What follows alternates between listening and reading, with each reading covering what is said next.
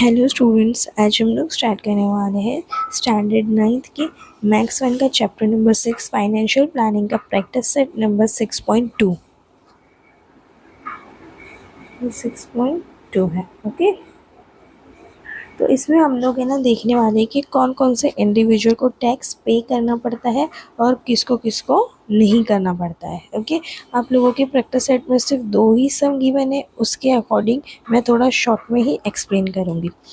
Okay, for example समझो कोई भी बंदा है जिसकी एज 60 ईयर्स से कम है या तो 60 ईयर्स तक है, मतलब अपन जब से कमाना स्टार्ट करते हैं जो भी एज से समझो कि 18 से लेके 60 तक का। ओके, वो एज में हमको कितना टैक्स पे करना है। फिर जब हम लोग 60 के पार हो जाएंगे, मतलब 60 to 80 के बीच में, तब हम लोग सीनियर सिटीजन बोले जाएंगे, तब हमको कितना पे करना है।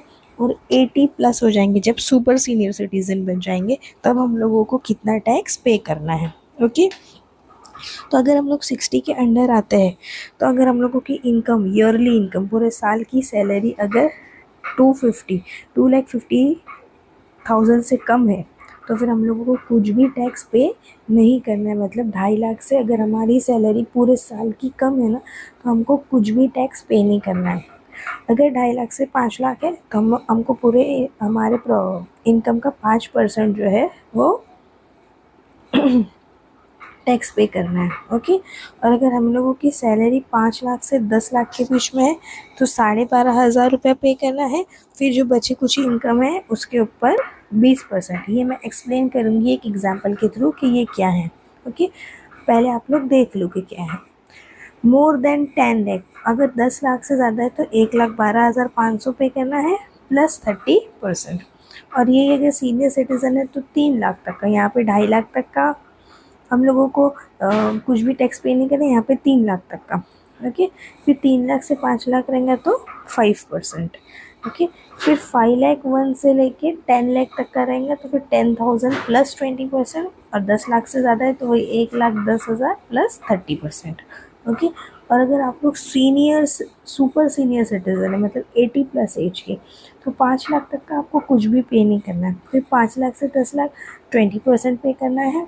और अगर 10 लाख से ज़्यादा है तो फिर आप लोगों को 1 लाख प्लस 30% पे करना है। ओके, तो ये जो 60 ईयर्स वाला एज का है ना, उसमें मैं आप लोगों को एक एग्जांपल करके बताती हूँ। फॉर एग्जांपल कोई बंदा है 45 ईयर्स का। ओके, ये वाले टैक्स स्लैब में आएगा वो। ओके, 60 ईयर्स तक के एज के जो ग्रुप है उसमें आएगा ये। ओके, तो समझो उसकी सैलरी है 6.5 लाख साल की। ओके, उसकी ईयरली सैलरी है 6.5 लाख। तो अभी मुझे बताओ वो कौन से स्लैब में आएगा। वो ये वाले स्लैब में आएगा, 5 लाख से 10 लाख के बीच में। ओके, तो ऐसा नहीं है कि अपन डायरेक्टली इस पे लगाएंगे। पहले हम लोगों का स्लैब क्या है, 0 से 2.5 लाख। ओके, फिर बाद में क्या है, 2.5 से 5, फिर 5 से 10। ओके, तो देखो यहाँ पे उसकी सैलरी कितनी है, 0 से 2.5 लाख है, तो इसके ऊपर तो कुछ भी पे नहीं करना है। ओके, फिर बाद में 2.5 से 5, 2.5 से 5 मतलब कितना होगा, 2.5 लाख रुपया हुआ। मैं लिख के देती हूँ पूरा अमाउंट।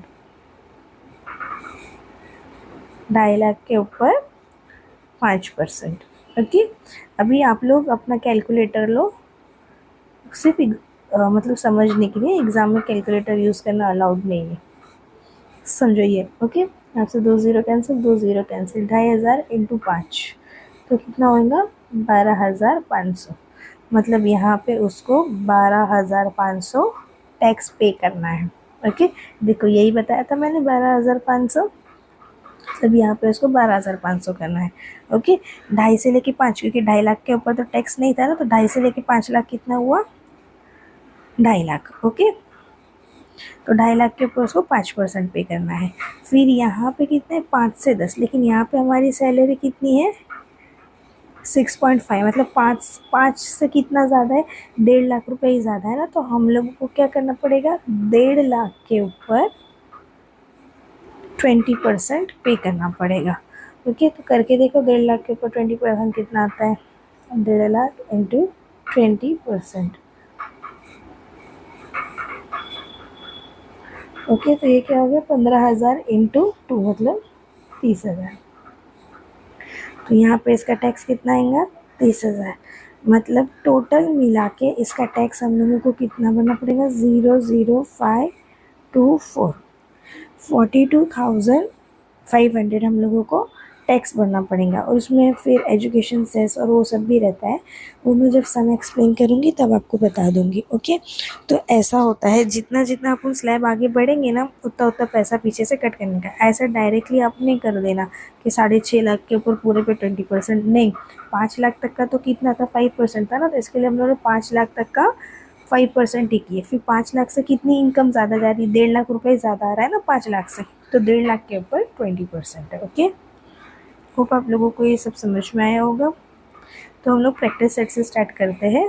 प्रैक्टिस सेट तो हम लोगों की बहुत ईजी है, और टैक्स से ना थोड़ा समझ के ही पड़ेगा, क्योंकि टैक्स ऐसा सब्जेक्ट है जो हम लोगों को लाइफ टाइम काम आता है। हम लोग ये सोचते हैं ना कि हम लोगों को मैथ्स पढ़ा है, ये सब पढ़ा है, XYZ, वो सब लाइफ में कब काम आता है, लेकिन ये टैक्स पढ़ना लाइफ में काम आता है हम लोगों को, तो ये ज़्यादा अच्छे से सिंसियरली पढ़ना है।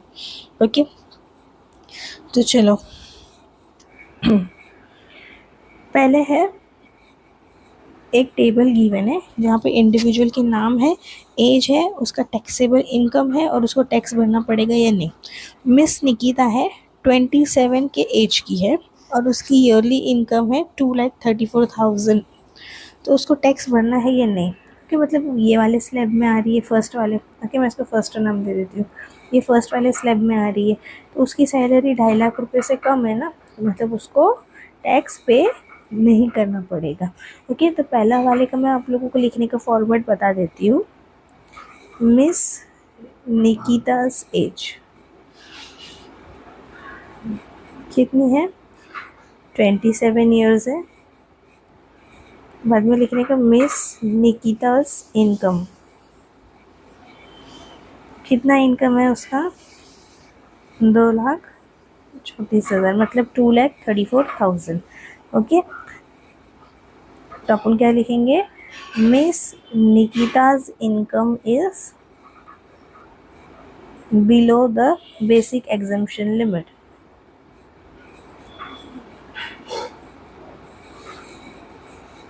बेसिक एग्जम्पशन लिमिट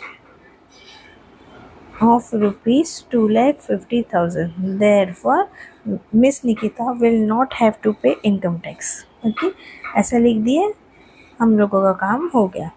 सेकेंड क्या है, मिस्टर कुलकर्णी।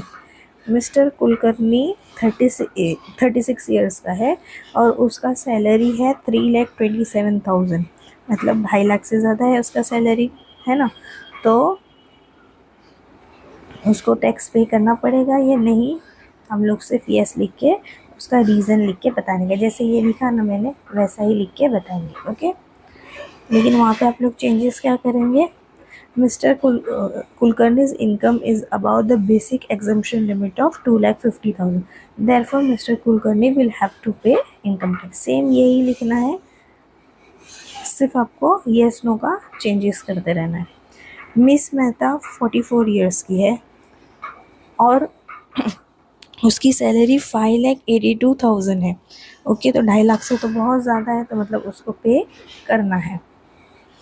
फोर्थ है मिस्टर बजाज, 64 ईयर्स का है और उसकी सैलरी कितनी है, 8,40,000, तो 64 ईयर्स में भी 3 लाख तक का ये एग्जाम्पशन है, तो उसको भी पे करना पड़ेगा।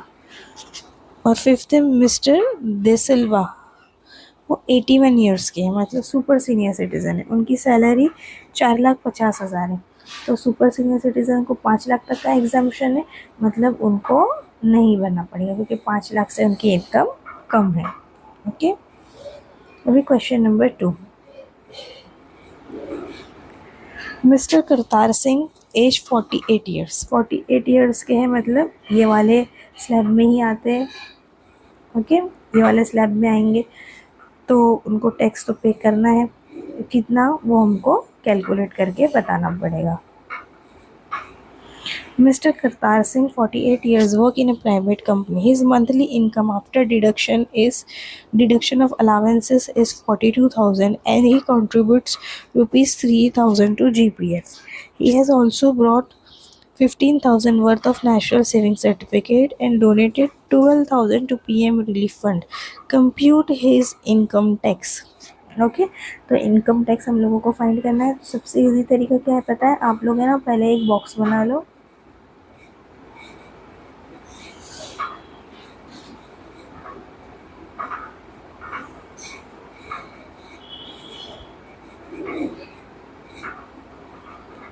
ओके, और यहाँ पे लिख दो पर्टिकुलर्स एंड अमाउंट। तो पहले हम लोगों को कैलकुलेट करना है कि उसको क्या क्या मिल रहा है और वो क्या क्या कंट्रीब्यूशन कर रहा है। ओके, तो पहले उसको क्या मिल रहा है, उसका इनकम देखते हैं पहले हम लोग। देखिए उसको क्या मिल रहा है, पहले सैलरी मिल रही है, एक महीने की 42,000 मिल रही है ना। लेकिन हम लोग तो साल भर का कैलकुलेट करते हैं टैक्स के लिए। तो 42,000 इंटू 12, 42,000 इंटू 12 करके देखो तो आप लोगों को आंसर आएगा 5,04,000। ओके, फिर बाद में इन्वेस्टमेंट क्या किया उसने, यही सैलरी में से उसने इन्वेस्टमेंट कर दिया। ओके, इन्वेस्टमेंट कितना किया है उसने, जीपीएफ में, मतलब इसने प्रोविडेंट फंड में पैसे डाला है। कितने डाला है, 3,000 एवरी मंथ 3,000 डाला, मतलब पूरा साल डाला होगा उसने। 3,000 इंटू 12 तो कितना हुआ, 36,000। ओके, और फिर और इसने क्या डाला है, एनएससी मतलब नेशनल सेविंग सर्टिफिकेट में पैसे डाला है। कितने डाला है, 15,000, 15,000 ही डाला, एक ही बार डाला है, तो हम लोग डायरेक्टली लिख देते हैं 15,000। ओके, तो पहले हम लोग इसको माइनस करके देखेंगे। और भी कुछ किया है क्या इसने, हाँ यहाँ पे इसने डोनेशन भी दिया है। फिर बाद में हम लोग डोनेशन निकाल देते हैं। डोनेशन कितना किया है उसने, पीएम रिलीफ फंड, कितना डोनेशन दिया उसने पीएम रिलीफ फंड में, 12,000 रुपया। ओके, तो फिर हम लोग उसका नेट इनकम निकाल लेंगे कि उसका इनकम कितना हुआ है। देखो 5,04,000 रुपया था उसके पास, उसमें से उसने ये सब कुछ क्या किया है, इन्वेस्टमेंट किया है। और ये इन्वेस्टमेंट है ना, ये वाले दोनों वो एटीसी में आते हैं, तो इसका हम लोगों को पहले ही डिडक्शन मिल जाता है। ओके, लेकिन अभी आप लोगों को इतना सब डिटेल में है नहीं, तो मैं आप लोगों को बता देती हूँ ये तीनों चीज़ों को ये अमाउंट में से माइनस करने का। ओके, तो पहले मैं क्या करती हूँ, तीनों को प्लस कर लेती हूँ, 36, 15 और 12, 0 0 0, 6 और 5 11 और 2 13, 3 4 5 6, 63,000 हम लोगों को माइनस करना है। ये क्यों होता है पता है, हम लोग है ना, अगर प्रोविडेंट फंड में पैसे जमा करते हैं ना, तो उसके ऊपर हम लोगों को टैक्स नहीं देना होता है। और हम लोग अगर नेशनल सेविंग सर्टिफिकेट्स भी परचेज करते हैं तो वो अमाउंट के ऊपर भी हम लोगों को टैक्स नहीं देना पड़ता है। इसके लिए जितने ये सब चीज़ें हम लोग लेते हैं ना, तो उतने अमाउंट का हम लोगों को एग्जेम्पशन मिल जाता है।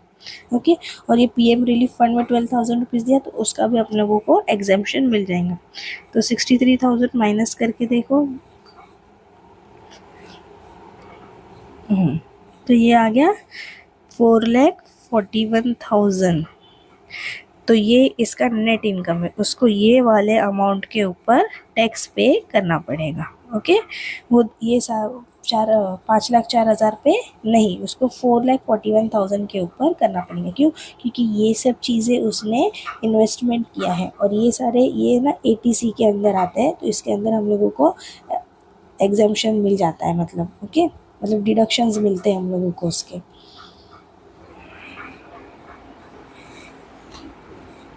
तो अभी बताओ ये कौन से वाले स्लैब में आ रहा है, 4,41,000, मतलब ये वाले स्लैब में आ रहा है। ओके, तो फिर ये वाले स्लैब में हम लोगों को कितना है, 5% है। तो देखो अप टू, मैं यहाँ पे कैलकुलेशन ऑफ टैक्स बता देती हूँ अलग से, कैलकुलेशन ऑफ टैक्स। पहले देखो अप टू 12.5 उसको कुछ भी नहीं भरना है, नील है। ओके, फिर 4,41,000 पे उसको टैक्स भरना है। उसमें से 2.5 लाख रुपए हम लोग माइनस कर देंगे क्योंकि 2.5 लाख तक का तो टैक्स है ही नहीं। तो ये हो गया 11 में से। ओके, ये तो नहीं है आइटम।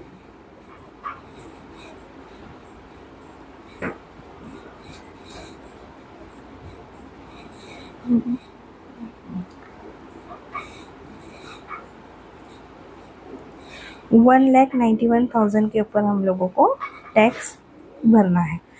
1,91,000। ओके, इसके ऊपर हम लोगों को कितना करना है? 5% करना है। तो 1,91,000 का 5% कितना होता है? तो ये होता है 9,550। मतलब ये अमाउंट के ऊपर हम लोगों को क्या करना है? टैक्स पे करना है। लेकिन मैंने कहा था ना कि टैक्स के साथ साथ हम लोगों को कुछ सेस भी भरना पड़ता है। सेस मतलब एक तरीके का डोनेशन रहता है, जो हम लोग पैसे कमाते हैं तो हम लोग गवर्नमेंट को देते हैं।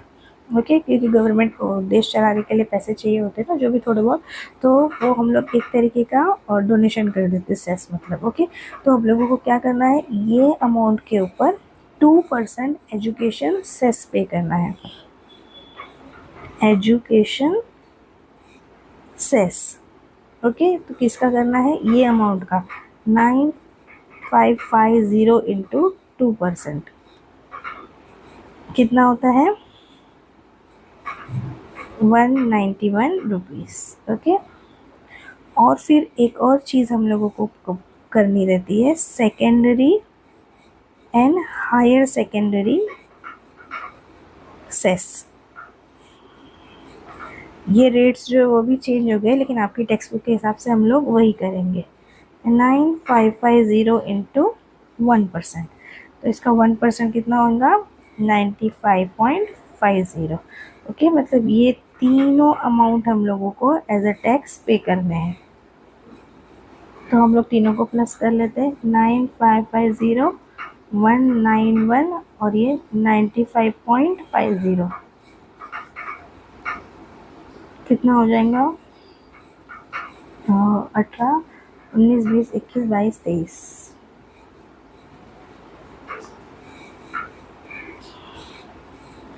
तो हम लोगों को टोटल टैक्स कितना भरना पड़ेगा?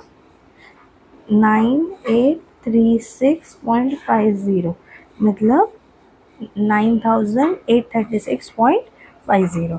इतना टैक्स इनको भरना पड़ेगा। कौन है वो? Mister Kartar Singh. Okay, thank you for watching.